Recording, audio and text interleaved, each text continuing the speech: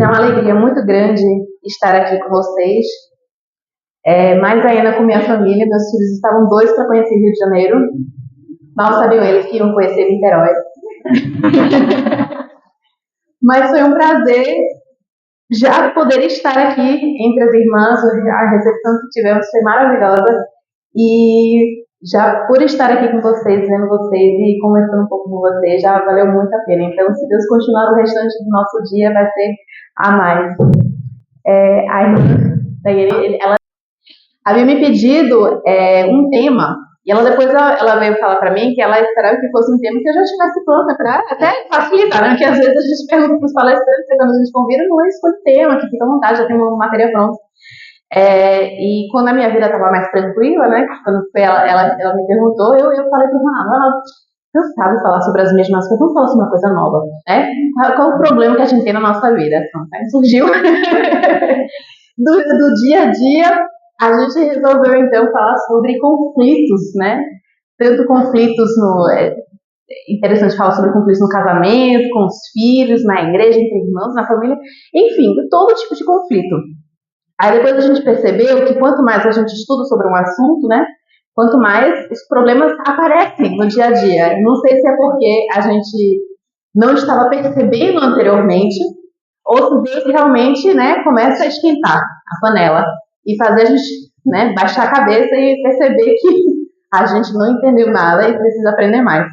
Então foi um privilégio estar estudando, é um privilégio estar estudando a respeito disso, em especial porque tem, em particular, me abençoado bastante e eu tenho certeza que é um assunto que vale a pena não ficar apenas aqui no congresso, mas que vocês possam continuar estudando a respeito, investindo nisso aí, porque, como o pastor Ronaldo falou, faz parte da nossa cultura como igreja, faz parte da nossa cidadania como povo de Deus, essa chamada a paz.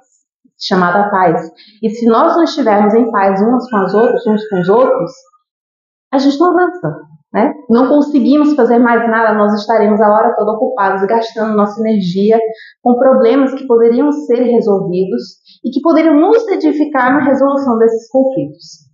É um dos livros que eu usei, além da Bíblia, é claro, minhas irmãs têm a primeira Bíblia, mas um dos livros que usei, gostei muito de ler a respeito desse assunto, é o livro O Pacificador. Alguém aqui já leu? Do Ken Sande, O Pacificador? Não? Eu recomendo, então, depois a aquisição e a leitura desse livro. Eita, ele chegou, agora eu não posso falar mais nada dele. Para saber um pouquinho mais a respeito desse livro. Então, quem já leu, quem for futuramente ler, vai perceber que eu estou apanhando várias coisas, conceitos dele, só para ninguém vir para mim depois falar, Henrique, você plagiou. Não plagiei, não. Estou aqui já falando para vocês que o raciocínio que é compartilhado nas escrituras também é compartilhado pelos autores, e a gente lê e a gente vai percebendo que na aplicação do dia a dia é fato isso aí que a gente vê. E uma das coisas que eu achei muito interessante quando ele deu abertura ao livro, é que todos nós, quando nós entramos num conflito, nós podemos abordar de uma de três formas. Assim, falando de uma forma bem generalizada. A primeira, na verdade, tem dois extremos, né? A gente gosta de andar no extremo. O primeiro, que a gente muitas vezes encontra no nosso dia a dia, especialmente entre mulheres, especialmente na igreja, é o de fugir do conflito. Às vezes porque a gente acaba equivalendo, né, a fuga do conflito com o manter a paz. E a verdade é que muitas vezes nós estamos fugindo do conflito, mas o conflito permanece. A amargura toma raiz e isso vai envenenando os relacionamentos e destruindo a igreja aos pouquinhos por dentro, de dentro para fora. Então a fuga dos conflitos não é nosso chamado, tá? Também o outro extremo é o contrário. Qual é o contrário? Resolver na marra, ataque, né? Não quer saber, vai resolver e ponto final. Como muitas vezes a gente resolve conflito dentro de casa com os filhos, né? Quero nem saber. Divido o brinquedo, não vou falar mais a respeito, ponto final, mamãe falou, encerrou essa conversa, discussão. Então é resolução de conflito que muitas vezes a gente vê no dia a dia em forma até mesmo de violência, né? De impor a nossa vontade, a gente vai resolver esse conflito na marra, sem levar em consideração o bem-estar do outro, mas só para ter essa suposta paz, entre aspas, né? Vira uma ditadura. Então, por um lado, nós temos a fuga, Por outro lado, nós temos o ataque. E nós, muito bem sabemos que nós como cristãos e cristãs, fomos chamados a andar numa corda bamba, que é a corda bamba do pacificador. Estava conversando com meus filhos ontem, que as escrituras dizem que não são os vingadores que são chamados filhos de Deus, que serão chamados os filhos de Deus, mas são os pacificadores. Eles não gostaram da ideia, né? Porque vingador né? É Homem de Ferro, Capitão América, tem que vingar mesmo, tem que impor a vontade, enfim. Mas a Bíblia é contracultural, não são os vingadores que serão chamados filhos de Deus, mas serão os pacificadores. O próprio Cristo falou isso. Bem-aventurados os pacificadores, porque serão chamados os filhos de Deus. Então, nós temos uma realidade do nosso dia a dia. E muitas vezes nós ficamos num desses extremos. Por quê? Porque é mais fácil, né? Porque um a gente resolve na marra, o outro a gente resolve fingindo que não aconteceu nada, e o do meio, que é pacificar a situação, demora muito tempo, é muito complicado, é muito humilhante às vezes, é muito complexo, é uma coisa que a gente tem que passar para o pastor, né? Problema só se resolve com o pastor, né? Eu não tenho paciência, não tenho conhecimento. Pois bem, minhas irmãs, a gente precisa focar nessa corda bamba, porque é essa a cultura do nosso povo. Nós fomos chamados para sermos pacificadores. Por quê? Porque nós vivemos um mundo de conflitos. E esses conflitos que nós enfrentamos no dia a dia, percebam, nem sempre são conflitos que de fato valem a pena a gente comprar a briga. Nem sempre serão conflitos. São conflitos de diversos tipos. A maioria das vezes o conflito é por causa de mau entendimento, né? Falta de comunicação. Gente que mandou a carinha errada no WhatsApp, né? Ou, né, mandou reticências. Ninguém sabe o que significa as reticências, se a pessoa está meio duvidosa no que está falando, se ela está suspirando, ou se é simplesmente um vício, né? A gente não consegue entender e interpretar o que o outro está digitando naquela hora. Aí vai ter a pessoa que vai mandar um áudio de 10 minutos tentando explicar, mas ninguém tem paciência para ouvir áudio de 10 minutos. Aí fica chateado. Então, muitas vezes, o conflito que a gente tem no dia a dia é porque a gente não está prestando atenção, não está ouvindo, não está se comunicando de forma correta. Não há pecado envolvido. Tá? Não há pecado necessariamente envolvido. Isso acontece muitas vezes dentro de casamento, quando a gente quer uma atençãozinha no marido, mas o marido está preocupado com os problemas da igreja, não dá atenção naquela hora, o que a gente fica? O marido não me ama, né? Aí fica emburrado, o marido no final do dia fica perguntando, você está bem? Os homens sabem que a gente não está bem. Sabem que não estamos bem. Então tem os mal entendidos, tem as diferenças de objetivos. Então o pastor falou agora, a busca pela unidade não é a busca pela homogeneidade. O Senhor Deus nos deu dons diferentes, talentos diferentes, interesses diferentes. A gente acaba tendo prioridades diferentes no dia a dia. Então, quando o Ronaldo ele me pergunta, Hendrika, o que você quer comer hoje? Tá? E ele está querendo manter a paz. Está querendo manter a paz, está me perguntando o que eu quero. Porque se ele for o que ele quer, aí eu vou ficar chateada. Aí eu falo, não sei, qualquer coisa serve. E se ele escolher hambúrguer, ele sabe que vai ter conflito. Porque, na verdade, na realidade, eu quero sushi. Mas eu não quero falar. Porque o meu objetivo é diferente do dele naquele momento, o meu gosto é diferente, mas o nosso objetivo maior deveria ser o quê? Manter a paz, né? Para uma briga desnecessária. Então, muitas vezes, são diferenças de objetivo, né? Por muito tempo, eu trabalhei numa associação de escolas cristãs, fazendo design de arte e tudo mais. Não sou formada nisso, mas eu gosto muito de mexer nessas artes. E por muito tempo eu me considerei assim, expert em estética, né? No olhar, no cor, achava que eu manjava bem. E a minha chefa era uma senhorinha de 70 anos. E toda vez que eu mandava uma coisa que eu achava que estava ótima, ela solicitava, eu mandava, ela falava, vou deixar essa letra um pouquinho maior. Essa cor não está muito bonita, dá para variar essa cor, e que a gente morre por dentro, né? Porque no nosso coração isso vai arruinar a arte, vai estragar o objetivo dessa arte. Mas o nosso objetivo deveria ser manter a paz, a gente conversa da forma melhor possível, mas a gente busca manter a paz por quê? Porque há conflitos que são simplesmente uma questão de diferença de objetivo, diferença de gosto, etc. Aí a gente chega em conflitos onde há competição por recursos limitados. Né? Recursos limitados. Um brinquedo, 4 crianças. A quarta ainda não nasceu, mas vocês imaginam um brinquedo e 3 filhos. Como é que você resolve esse problema? Muitos pais resolvem o problema comprando mais 2. Tendo 3 brinquedos repetidos para fugir do conflito.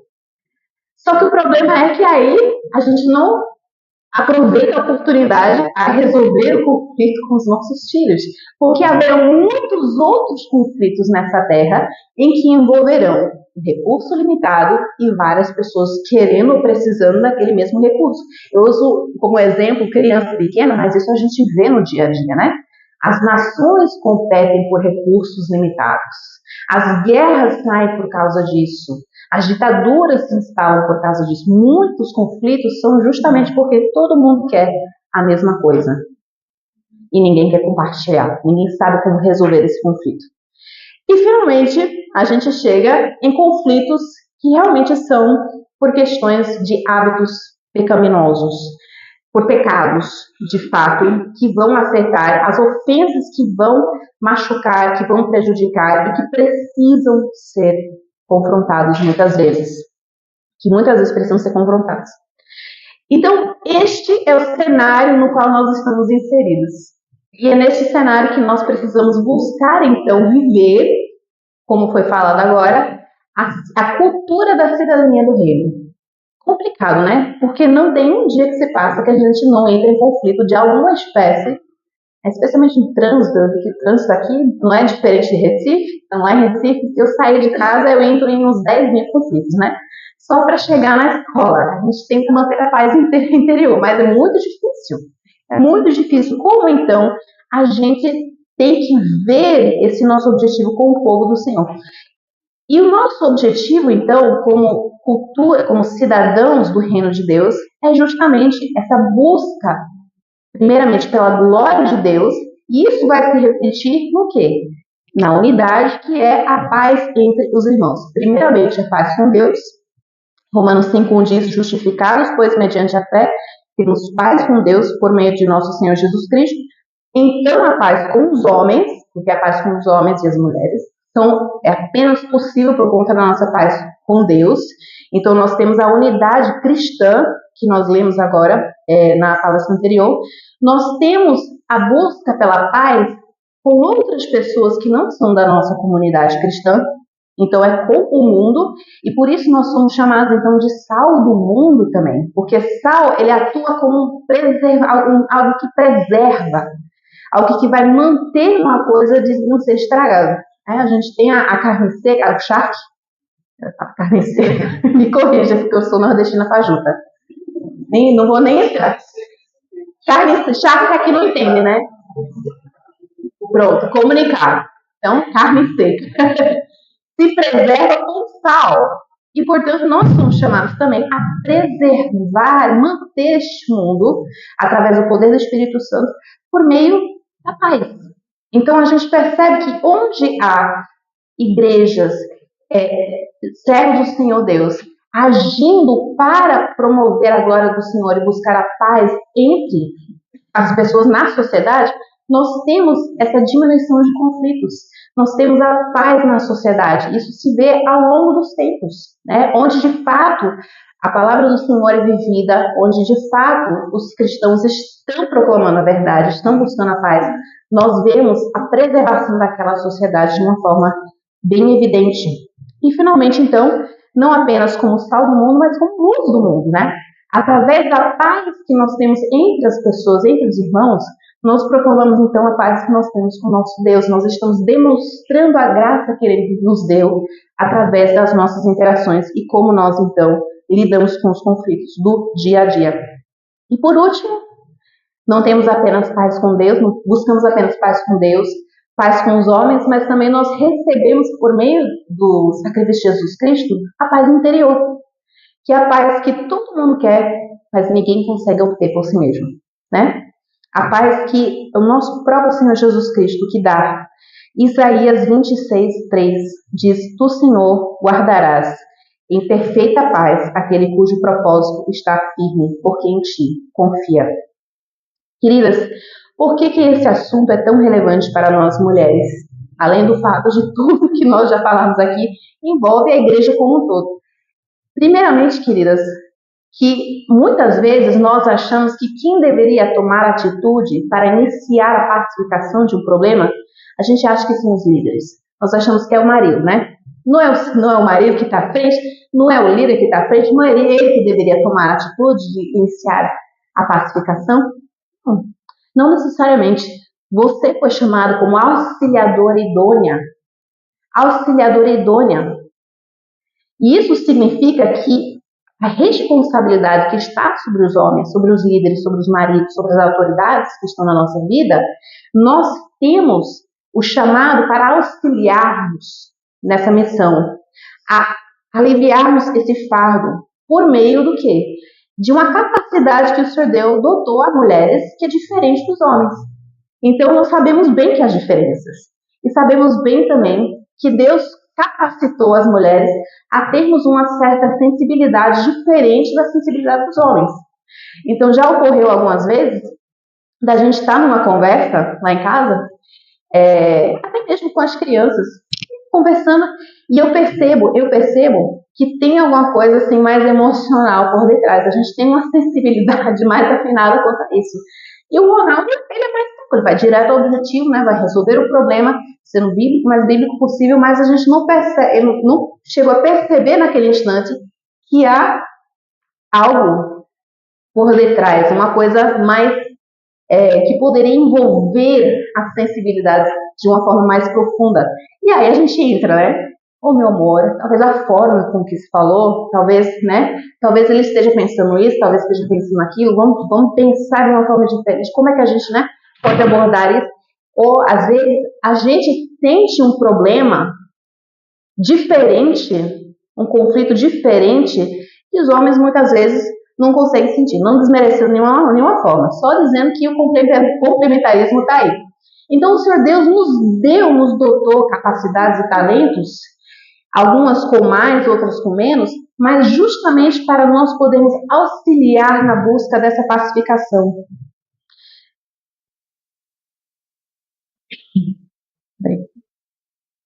Perdi aqui. Pronto. Então, nós estamos inseridas num ambiente em que nós não podemos simplesmente fugir, atacar ou ficar delegando para os outros, achando que o outro está mais perto, o outro que precisa, né, não tem nada a ver comigo, ele que precisa tomar atitude primeiro, ela que precisa tomar atitude primeiro. Nós somos chamados a tomar iniciativa quanto à pacificação, porque se todo mundo ficar esperando o outro pedir desculpa primeiro, estamos em apuros. Ninguém vai querer. Ninguém vai querer. Eu tenho certeza que vocês já se encontraram nessa situação, talvez como criança, talvez como adolescente, talvez até hoje vocês se encontram nessa situação em que não, eu não. Ela está errada, ela que tem que tomar o primeiro passo e pedir desculpa primeiro. E aí eu vou perguntar, né, eu vou ver se eu perdoo. E aí eu posso admitir a minha falha. Porque um dos nossos maiores medos, muitas vezes, ao tomarmos essa iniciativa em busca da pacificação se eu admitir algum erro, eu vou ter que tomar responsabilidade pelo conflito inteiro. Se eu admitir que eu tive alguma participação, se eu tomar iniciativa, talvez até mesmo a pessoa acha que ela tem permissão para continuar a fazer isso que ela está fazendo. A continuar. E queridas irmãs, como a gente viu aqui na primeira palestra, nós precisamos lembrar que o primeiro passo que nós damos, na verdade, não é o primeiro passo. Nós estamos seguindo o nosso Senhor. Nós estamos seguindo os primeiros passos que foram dados por Cristo. E que Ele é o maior exemplo de quem abriu mão da sua justiça própria naquele momento de se defender, de se irar contra as pessoas que estavam crucificando e se entregar voluntariamente para que um bem maior fosse cumprido, para que ele pudesse obedecer ao seu Pai e para que ele pudesse então cumprir a missão a qual ele foi enviado. Então, irmãs, chamadas à paz, e aqui nós estamos. O que é um conflito? Então, o que a Bíblia fala sobre conflitos? E essa primeira palestra eu vou dividir a minha parte em duas, como foi falado. A primeira eu vou falar sobre a parte mais difícil, tirar a trave do nosso próprio olho. A segunda, a parte que todo mundo quer saber, né? Como falar com o irmão que está em pecado. Mas antes de chegarmos a esse segundo, a gente precisa primeiro tratar da trave no nosso olho. Por quê? Porque o que nós percebemos, e eu vou ler aqui rapidamente Mateus 7, 1 a 5, é que quando nós não tratamos primeiramente os nossos problemas, nós vamos interpretar erradamente os problemas dos outros. Não é nem uma questão de ser chamado de hipócrita ou não, apesar de que não podemos aceitar ficar nessa situação de hipocrisia. Mas é uma questão de amor ao próximo, de glorificar a Deus, de testemunhar o Evangelho na nossa vida. Então vamos ler aqui Mateus 7, 1 a 5. Não julguem para que vocês não sejam julgados, pois com o critério com que vocês julgarem, vocês serão julgados. E com a medida com que vocês tiverem medido, vocês também serão medidos. Isso aqui é NAA, viu? Meu marido foi generoso e leu em ARA. Eu esqueci de mudar a minha versão para ARA. Então está em NAA, perdão, irmãs.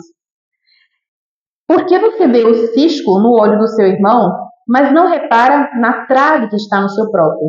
Ou como você dirá ao seu irmão, deixe que eu tire o cisco do seu olho quando você tem uma trave no seu próprio?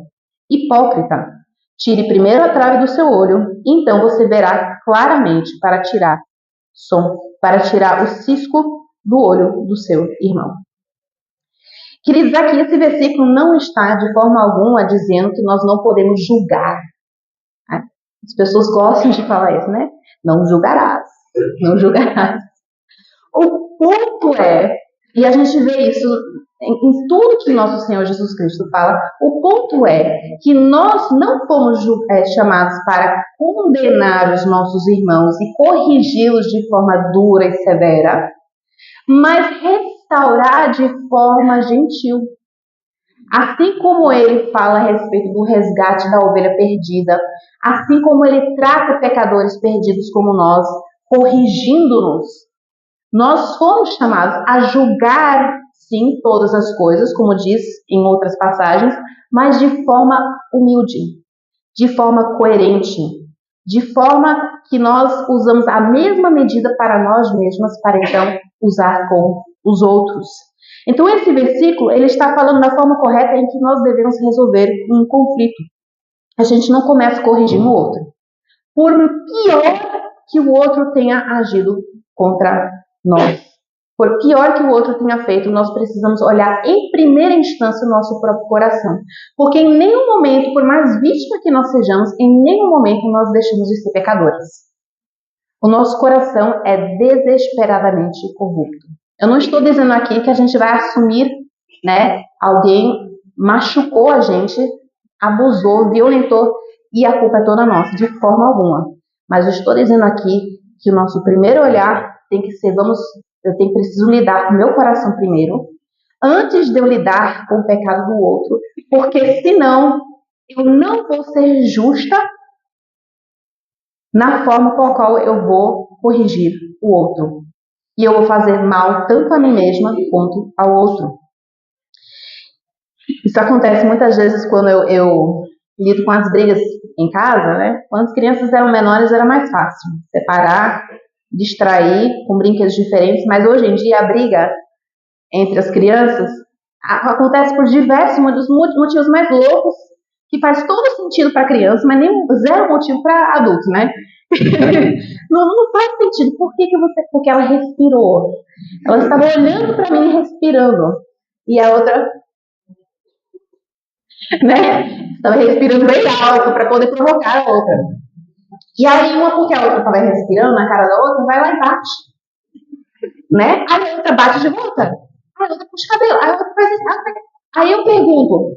Aí eu tenho que escolher, né? Por onde começar. Às vezes é difícil entender por onde começar. Pergunta, por que você fez isso? E a resposta sempre é porque a outra fez aquilo, aquilo, aquilo, aquilo. Por que você fez isso? Porque a outra. Não. Porque o que te levou? É uma motivação interna. O que te levou a fazer isso?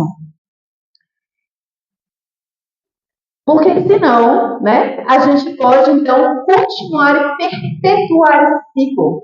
Se você bateu nela porque ela bateu em você, ela pode bater em você porque você bateu nela e, consequentemente, assim, a vingança, os vingadores nunca pararão, né? Os vingadores deveria ter um contra-versículo, né? Se os pacificadores serão chamados filhos de Deus, os vingadores serão chamados o quê? Completem aí a frase na cabeça. Então, há um motivo que está servindo como trave no nosso próprio olho. E esse motivo vai dificultar a forma com a qual nós vamos ver o cisco no olho do próximo. Vai dificultar a forma com a qual nós vamos tratar o próximo. Vocês viram que é um exagero, né? Um atraso no cisco.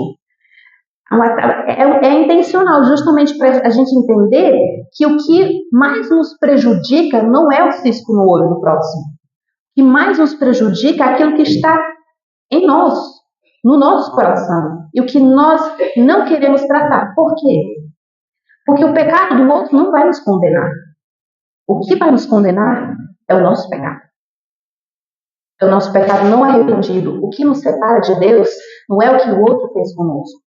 O que nos afasta da paz com Deus é o que nós fizemos contra Deus. O orgulho que nós temos, a insatisfação e a rejeição da paz que Ele estabelece conosco. Mas o problema aqui, ninguém aqui gosta de ser chamado de hipócrita, né? A gente pode ser chamado de qualquer coisa, né? Muita coisa, ser metida, ser orgulhosa, tudo bem. Mas hipócrita. E eu conheço muita gente que fala assim, não, quando a pessoa fala, não, eu não vou para a igreja porque é cheio de hipócrita. Aí a resposta que muitos querem dar é, então seja bem-vindo, mais um, né? Tem espaço para mais um hipócrita. Eu entendo, né, a intenção por detrás dessa frase, né? Mas eu acho que a palavra melhor aí seria pecador, né? A igreja está cheia de pecadores, sim. Assim como um hospital está cheio de gente doente. Mas um hospital cheio de gente doente que não admite e não quer tomar remédio, isso é um hospício. Isso não é um hospital que faz efeito. Ninguém está melhorando. É melhor fechar o hospital e mandar todo mundo para casa. Então a igreja não pode estar cheia de hipócrita. Não pode. Pode estar cheia de pecadores que caem, que percebem o que fizeram, se arrependem quando confrontados pelos outros e então buscam a santificação, buscam a reconciliação, buscam a restauração. Nós não deveríamos ter orgulho de ser chamados hipócritas, irmãos, de forma alguma. Porque o primeiro passo deveria ser nós. E eu vou pular então para como é que nós deveríamos lidar com por que você fez isso. Já que precisamos tirar a trave primeiro no nosso olho, e é uma coisa que eu tenho, é muito difícil falar sobre essas coisas abstratas, incrível, muito difícil, porque criança primeiro não tem paciência. Vocês têm. Vocês estão aqui pro dia inteiro. Então, meu marido falou muito, eu vou falar mais ainda. E é uma coisa difícil porque são coisas que confrontam partes do nosso coração que são desconfortáveis. Ninguém gosta de admitir pecado. E muitas vezes a gente está disposta a admitir um pecado menor para fugir de um pecado maior. A gente está disposta a admitir um pecado menor e esquecer e guardar aquele pecado maior que está no armário. Né? Ao longo do casamento, casamento é conflito, mas que a gente vai aprendendo a lidar com isso no dia a dia. E aí, né, o processo da pacificação vai se tornando cada vez mais tranquilo.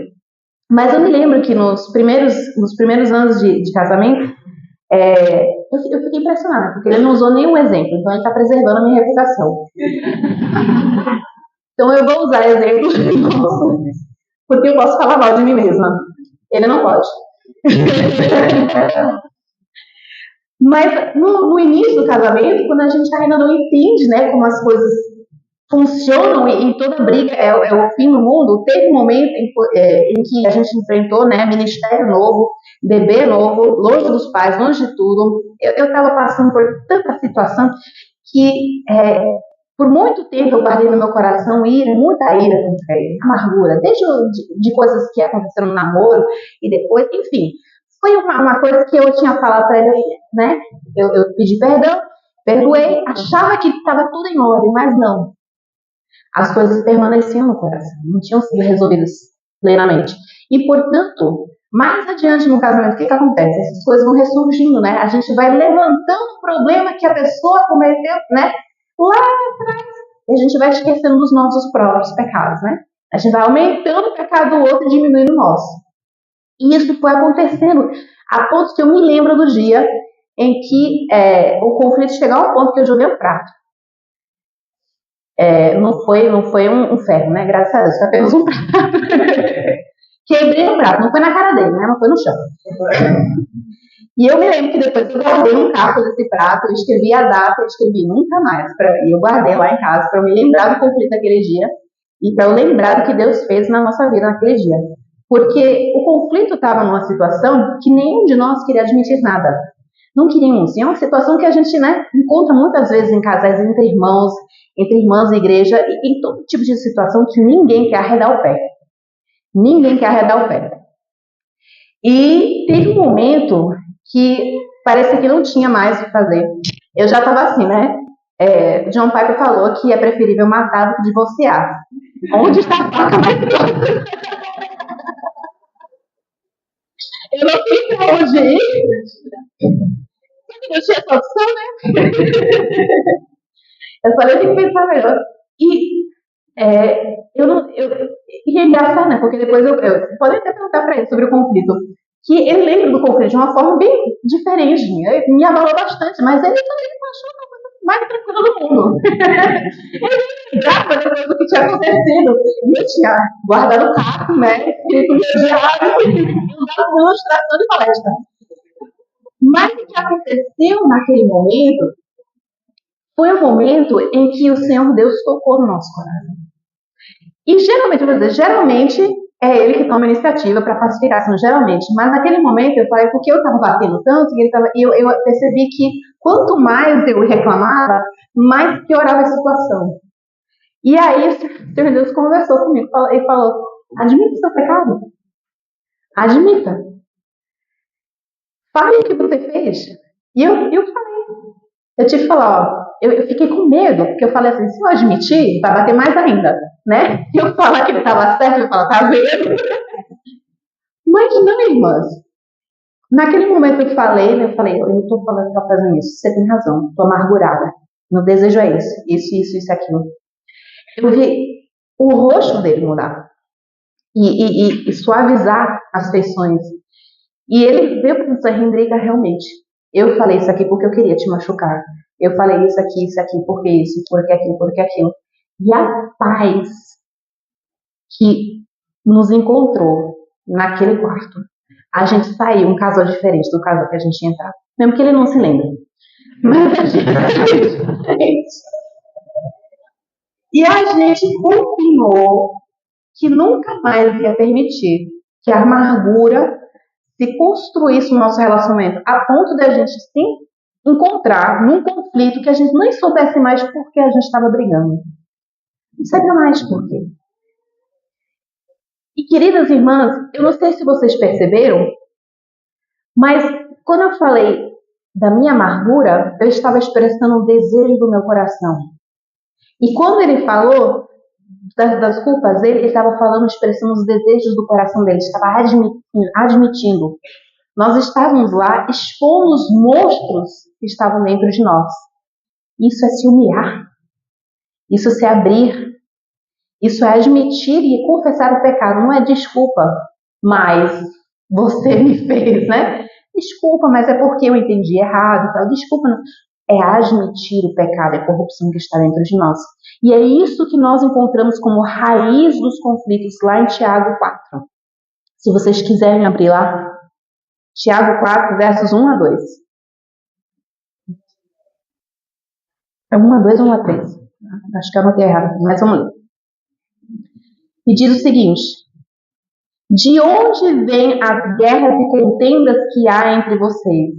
Não vem das paixões que guerreiam dentre vocês? As paixões, os desejos. Vocês cobiçam e nada têm, matam e invejam, mas nada conseguem obter, mas não conseguem obter o que desejam. Vocês vivem a lutar e a fazer guerras, nada têm porque não pedem, pedem e não recebem porque pedem mal, para esbanjarem em seus prazeres. Qual é o nosso problema? São os desejos do nosso coração. Os conflitos que nós enfrentamos no dia a dia só estão lá porque os conflitos estão aqui primeiro. Né? O velho ditado da mãe: quando um não quer, dois não brigam. Às vezes não é bem assim, né? Mas no fundo, a verdade é isso. Quando um não quer, não deseja algo que vai provocar um conflito, não é conflito. Né? Se tiver um brigadeiro aqui, se eu botar um brigadeiro, não vai ser um brigadeiro não, vai ser melhor, uma fatia de bolo de chocolate entre minhas duas filhas, não vai ter briga. Sabe por quê? Porque a minha caçula detesta bolo de chocolate. E a mais velha ama. Então, tem uma que vai querer, uma que vai conseguir o que ela deseja. Qual seria o problema? Colocar a mãe grávida nessa brincadeira, né? Aí vai ter uma fatia de bolo de chocolate, uma mãe grávida que quer muito bolo de chocolate, e a filha que também é uma formiguinha que gosta de bolo de chocolate. Os desejos e as paixões estão em conflito, mas quando um não quer, dois não brigam. Então nós estamos aqui lidando com a guerra que não começa fora de nós, mas que começa dentro do nosso coração. Portanto, quando nós estamos tentando tirar a trave do nosso olho, é aí que nós precisamos começar. O que eu estou desejando? E, queridos, o problema maior não são os desejos em si. Para as irmãs que vieram ano passado para ouvir a palestra lá na igreja de Pastor Eve e da irmã Simone, eu falei um pouquinho sobre identidade, desejos e emoções. E nós aprendemos lá que nós fomos criados para desejar. Nós fomos criadas com esse desejo, esse vazio interior que nos leva a buscar algo de fora para nos preencher. E nós somos criados para desejar o quê? A Deus. É Ele que deveria nos saciar. É Ele que deveria preencher o vaso, né, com o tesouro precioso dele. Mas por causa da queda, nós temos esses desejos corruptos, distorcidos, e nós então, uma vez entrando em conflito com Deus, porque Ele não mais nos satisfaz como nós queríamos, nós temos um conflito interior, nós temos um desejo insaciável que vai nos levar a entrar em guerras uns com os outros, porque nós temos essa dor interna. Gente, ter uma alma vazia de Deus é ter uma alma com muita dor. É uma alma que está disposta a fazer de qualquer coisa para conseguir a satisfação. É por isso que a gente vê tantas coisas aí, mundo afora, que a gente pensa, meu Deus, como é que a pessoa chegou a esse nível? Como é que a pessoa conseguiu chegar a esse nível de maldade? Eu vou dizer, são os desejos não saciados por Deus. Desejos que a pessoa passou tanto tempo esfomeada que conseguiu cometer aquela atrocidade. E a gente sabe que acontece muitas vezes, né? Coloca pessoas ilhadas, já aconteceu em diversas situações históricas, né? Pessoas que estão em acidente aéreo, ilhados em algum lugar, não tem mais nada para comer, o que acaba acontecendo? Canibalismo. Porque uma pessoa esfomeada, a gente não tem ideia do que a fome é capaz de fazer conosco fisicamente. Né? Querendo ou não, todo mundo aqui tem um pãozinho na barriga hoje, né? Está satisfeita, um bolinho, um biscoitinho, não importa o que você comeu, você tem uma coisa na barriga, mas uma fome que te leva a cometer atrocidade contra a pessoa, essa é uma fome que não chega nem aos pés da fome da alma. A fome da alma é uma fome que nos leva a tratar as pessoas como objetos, tratar as pessoas como um alimento próprio nosso, a destruir as pessoas com nossas palavras, a não nos importarmos com o resultado das nossas escolhas, a não nos importarmos com as pessoas nos chamando disso, aquilo, contanto que nós consigamos matar a fome da nossa alma. E portanto, irmã, antes de tratar o cisco do olho da sua irmã, do seu irmão, é urgente que você trate a fome da sua alma primeiro. É urgente que você trate a fome da sua alma, para que você possa, então, oferecer ao seu irmão aquilo que você recebeu, a graça do Senhor.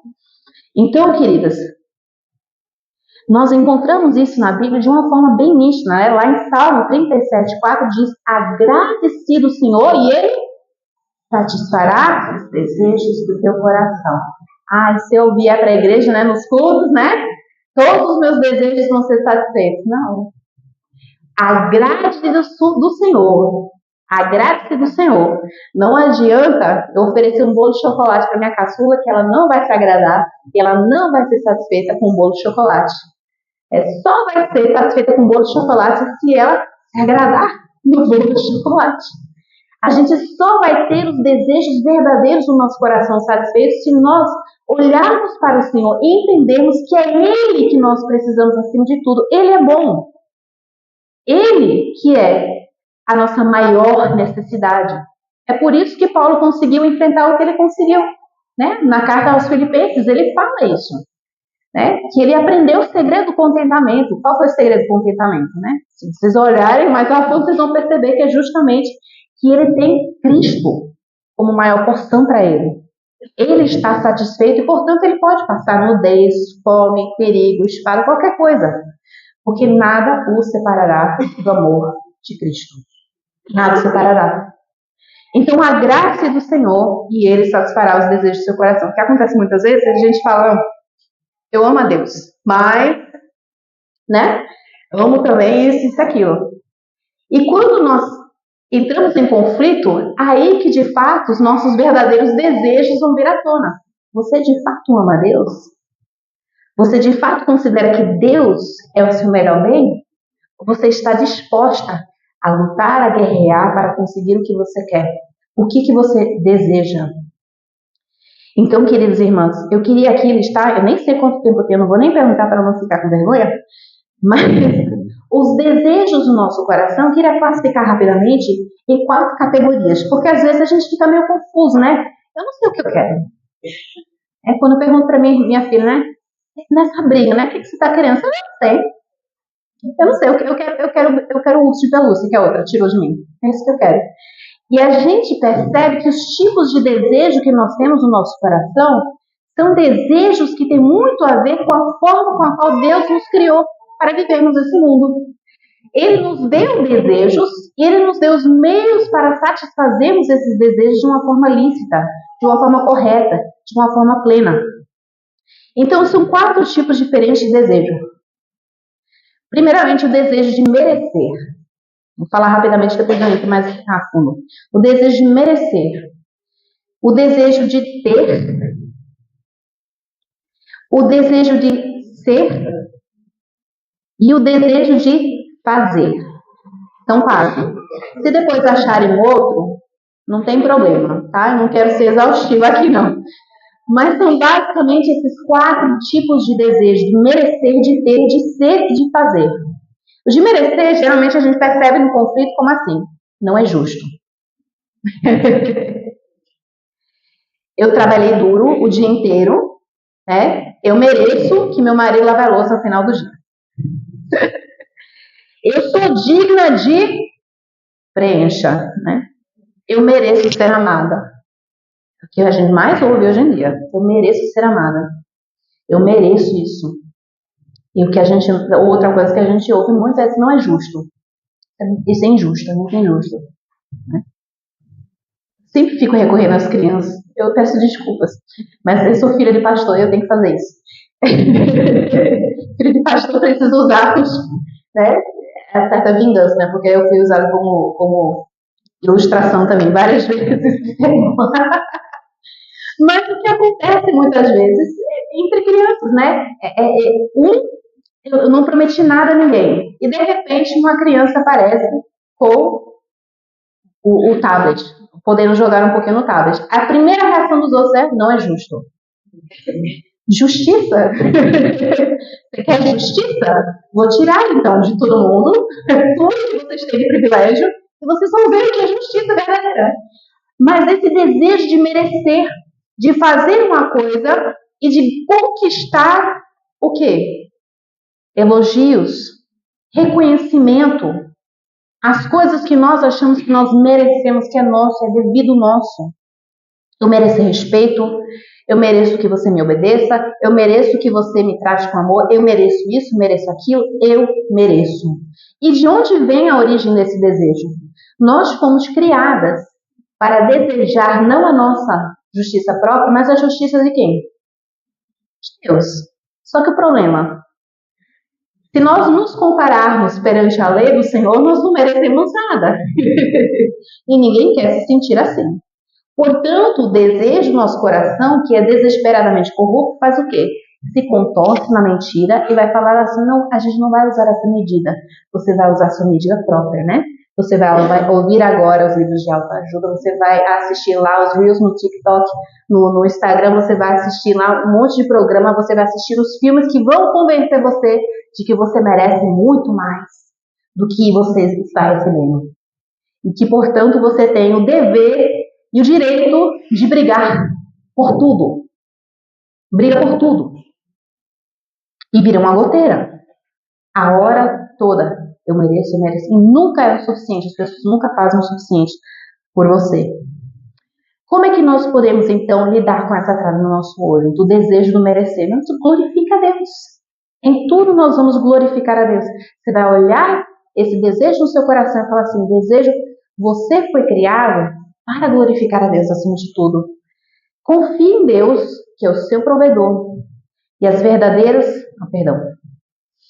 Confie em Deus, que é aquele que traz a justiça verdadeira. Muitas vezes nós, de fato, somos ofendidas. Muitas vezes nós, de fato, sofremos pecados uns dos outros. Mas o que a Bíblia nos chama a fazer? E lembre-se que eu vou ter ainda a segunda parte, né? A gente ainda vai confrontar o irmão que está em pecado. Mas primeiro lidar com o atrás do nosso olho. Então lembre-se, nosso Deus é aquele que vai trazer a justiça, que é o Deus da justiça. E Ele nos chama a não buscarmos vingança própria, porque a ira dos homens não produz a justiça de Deus. A ira dos homens não produz a justiça de Deus. Então, ao contrário do pacificador, o vingador nunca está satisfeito. Você percebe, né? Nos filmes sempre tem um outro problema para resolver. Sempre tem um outro alienígena chegando no planeta Terra. Sempre tem um Thanos para ficar, né, importunando os Vingadores. Vocês que gostam de assistir os Vingadores. Sempre tem mais. Nunca é o suficiente a gente ficar se vingando a hora toda. Mas o nosso Senhor Deus nos dá paz. E quando nós estivermos paz com Ele, e sabemos que a nossa verdadeira justiça, se fosse de fato levado à letra das Escrituras, nós estaremos no inferno. Mas porque Cristo sofreu aquilo que nós de fato merecíamos lá naquela cruz, nós podemos dar aos outros o que nós recebemos, que é graça. Nós podemos perdoar. Talvez eu não mereça. Na verdade, eu não mereço nada. Talvez não mereça. O que vier é graça.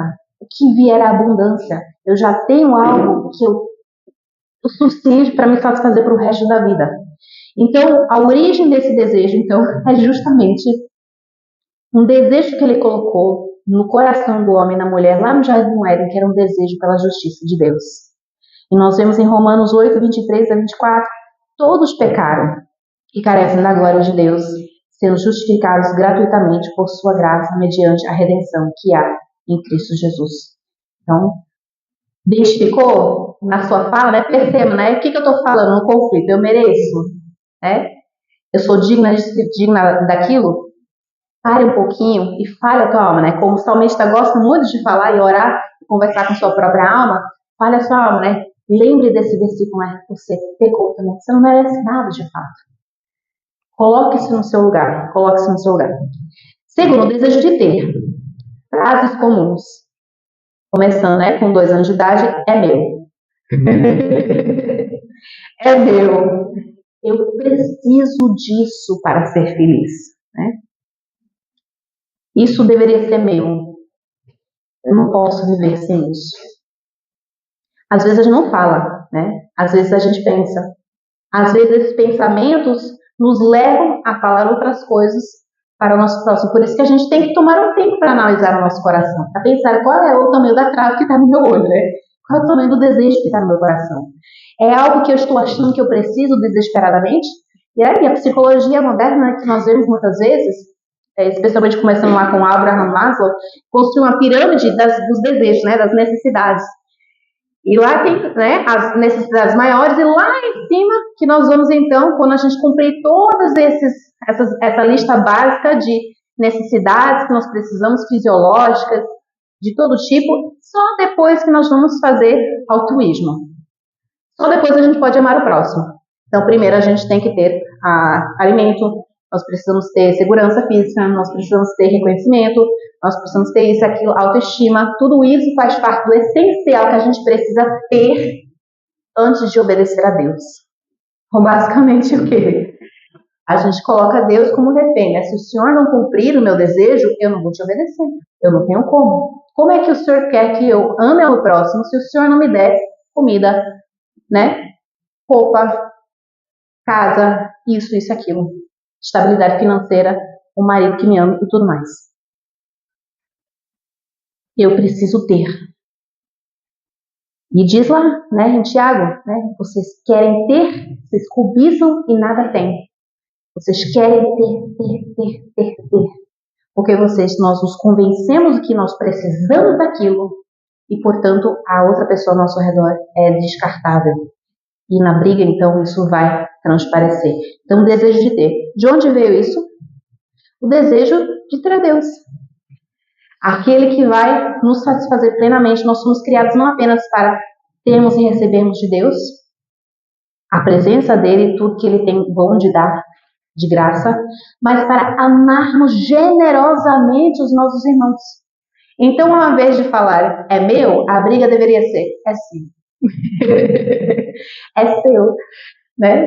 Vamos dividir, vamos procurar um benefício mútuo, porque eu já estou satisfeita com Deus. Como é que a gente pode glorificar a Deus? Confie nele, que as verdadeiras riquezas estão no céu.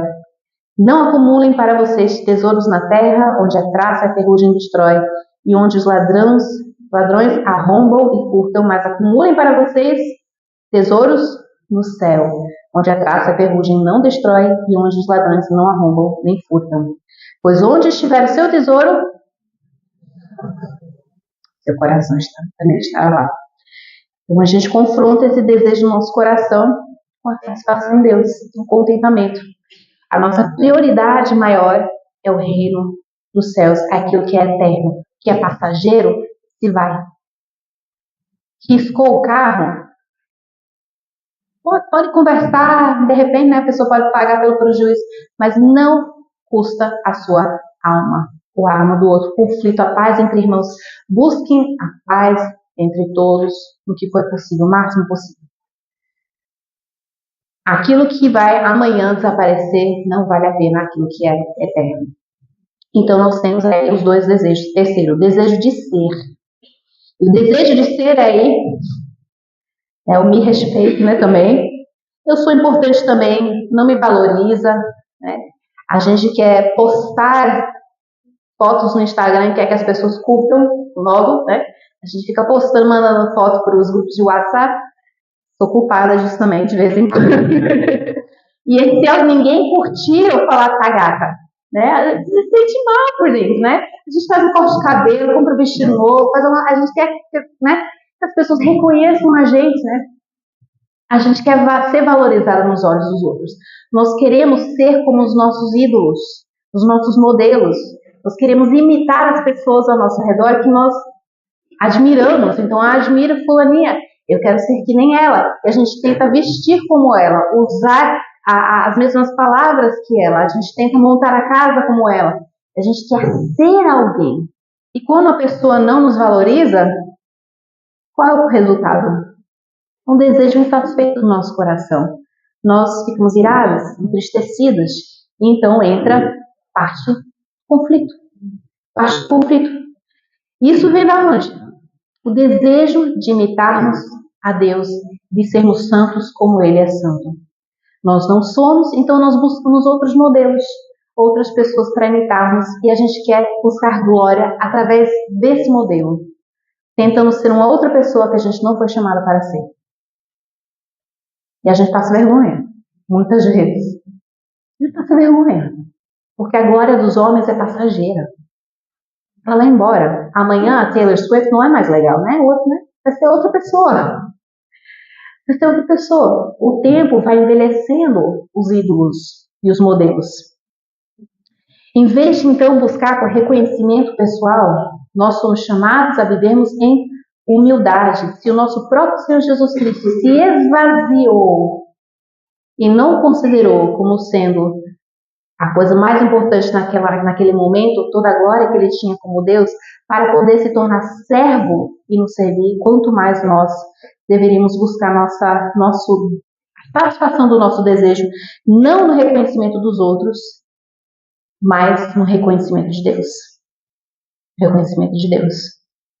Chegarmos lá no final e ouvirmos aquele bom trabalho, serva fiel. Que satisfação. Que satisfação ouvir isso do nosso Deus. Uma pessoa que de fato nos conhece. Tem vezes que, às vezes, a pessoa fala também, né, da gente, tão bem elogia e tal. Nossa, isso, aquilo. E a gente olha para o marido e o marido sabe que a gente não é lá essas coisas, não. O convite é, querida irmã, se pudesse passar um dia comigo, veria que tudo isso é por terra. Já aconteceu de dar palestra sobre educação dos filhos, chegar em casa e soltar os cachorros, né? Aí eu tenho... Ainda bem que ninguém está filmando aqui em casa. Mas o nosso desejo de ser também envenena os nossos relacionamentos, os nossos conflitos. E aí vem finalmente o desejo de fazer. E nós temos esse desejo de fazer coisas porque Deus nos criou para não sermos ociosas. Sim, nós somos criados para trabalhar, não para buscar uma aposentadoria aos 50 anos de idade e ficar, né? Largar sem fazer nada. A gente vê nas estatísticas que quando a gente para de trabalhar, quando o ócio toma conta, né, as doenças se aceleram, os problemas se apressam em nos encontrar, problemas físicos de todo tipo. Então nós somos criados para gostar de fazer, de dominar a terra, de sujeitar a criação. Não seja ociosa. Estão conversando aí, tem muito o que falar aqui. A fofoca tá rolando solta aí. É a trave do seu olho, viu, irmão? Trave do seu olho depois do cisco da irmã. Mas nós fomos criados para trabalharmos, então esse desejo de fazer, na queda, foi distorcido. Ao invés de nós dominarmos a terra e fazermos coisas para o bem do outro, para a glória de Deus, nós queremos o quê? Fazer as coisas para o nosso próprio prazer, nossa satisfação. E aí vai alimentando os outros desejos, né? Nós fazemos para podermos merecer, para podermos ter, para podermos ser. E todos os desejos, é um nó, minha gente, é um nó. Por isso que leva tempo, por isso que tem uma trave, não um cisco. Uma trave. Então, o desejo de fazer, a gente muitas vezes expressa, não, eu consigo, eu dou conta por conta própria, né? Pode deixar, eu preciso fazer isso acontecer. Esse evento vai acontecer, custe o que custar, né? Não importa quantos pés eu preciso pisar, não importa quantos, não que isso aconteceu aqui, não sei, mas eu preciso fazer isso, realizar isso, porque me dá prazer. Não é prazer para os outros, não é alegria para os outros, não é para a glória de Deus, mas é para mim. Eu preciso viajar tantas vezes por ano, né? Senão eu vou morrer. Não tem dinheiro? Tudo bem, paga no crédito. Compra no 1, 2, 3 milhas. Essa foi mal. Eu quase comprei também. Gente, graças que aconteceu, ó. Vamos voltar aqui, sair da tangente. Mas é um desejo de fazer, muitas vezes, que vai nos levar, então, a usar as pessoas para servir os nossos desejos, ao invés de usar a criação para servir as pessoas. A gente troca. Ame, né, ao seu irmão, domine a criação. A gente começa a fazer domine o seu irmão e ame a criação. Troca tudo no lugar. E a palavra de Deus diz o seguinte, que nós devemos confiar no Senhor de todo o nosso coração e não nos apoiar em nosso próprio entendimento. Reconheça o Senhor em todos os seus caminhos e Ele endireitará as tuas veredas. Provérbios 3, 5 a 6. Nós não podemos ser quem nós queremos ser, como diria a Barbie, né? Nós não podemos fazer tudo que a gente quer fazer. Nós não merecemos tudo que a gente acha que merece e não podemos ter tudo que a gente quer ter. Por quê? Porque o nosso coração está desesperadamente corrompido e os nossos desejos não apontam a realidade. Não apontam. Portanto, irmãs, é crucial na resolução dos conflitos a gente seguir alguns passos. Né? A gente seguir alguns passos. Vocês podem achar isso no livro. Primeiro passo, em todo instante, é termos como objetivo maior glorificar a Deus. Essa é a cultura do reino. É glorificar a Deus. A gente pode, né, ter muitas diferenças entre nós. Né? Algumas podem não gostar de sushi, algumas podem não gostar disso, daquilo, de café, de fazer as coisas dessa forma, gosta de letra grande, gosta de letra pequena, né, na arte, não importa. O nosso objetivo maior é glorificar a Deus. Então, quando você estiver resolvendo um conflito, a primeira coisa que deveria estar na sua mente é: isso está glorificando a Deus, isso está dando um bom testemunho, eu estou sendo sal e luz no mundo, eu estou amando o meu próximo. Como é que eu posso resolver e colocar a Deus acima de todas as coisas? Eu estou vendo meu marido ali, eu sei que meu tempo acabou, estou no final. Segundo, com esse objetivo em mente, tire a viga do seu olho, tire a trave do seu olho. Depois, a gente vai falar sobre as outras partes, sobre restaurar gentilmente. Queridos, é difícil a gente pedir perdão. É difícil a gente confessar os nossos pecados. Uma pacificadora precisa ser humilde. Precisa ter a identidade dela segura em Cristo.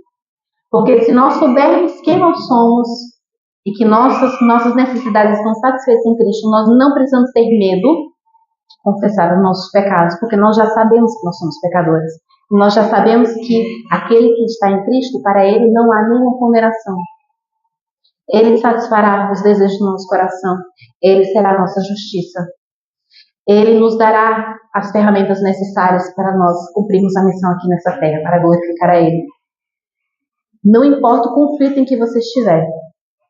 Esses dois são essenciais. Os outros, a gente pode ver e adaptar, né? Todo mundo vai ter um exemplo diferente para dar nessa vida. Mas a confissão e arrependimento faz parte essencial de uma vida em unidade, uma igreja do Senhor, né?